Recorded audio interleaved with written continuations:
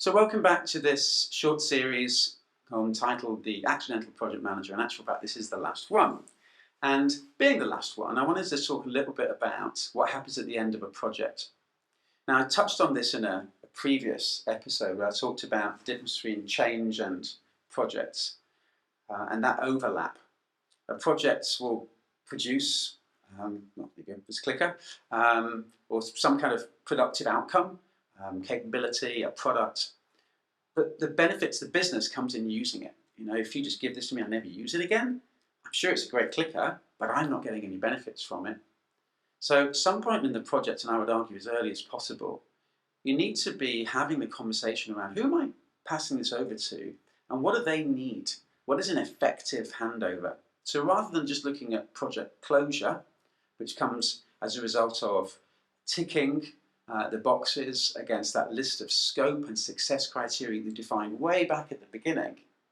But it's also, one of those ticks is that it is accepted by a ready and willing business.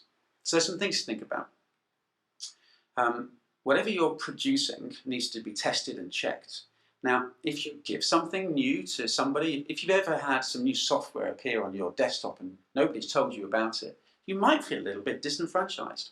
However, if I'd asked you to get involved with the selection, with the testing, and so I gave you an opportunity to provide feedback and to accept that software, you'd be a lot happier with it. If you just gave this to me, I've got to be honest with you, this is quite old, right? I'd like maybe like a sleek, slimmer one, but I guess it'll do. If I'd been involved in the purchasing of it, I'd be much more likely to use it.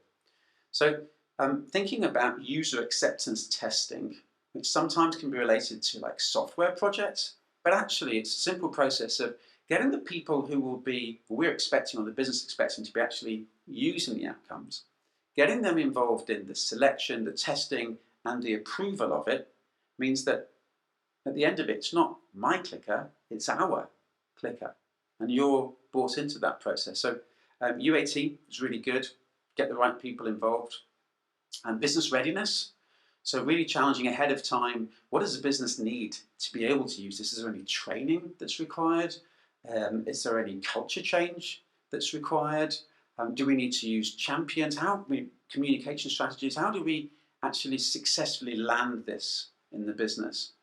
And then there is that point about when do you as the project management team step back with a period of warranty, you know, the ongoing, imagine if you've been through this project as a project manager, you've got so much knowledge in your head, your team, you don't want that to be taken away from the business. You want to be able to support the business for a warranty period of time, but you also need to be able to step back and say, there you go, it's yours now, we're here, but you now need to be taking this into the business.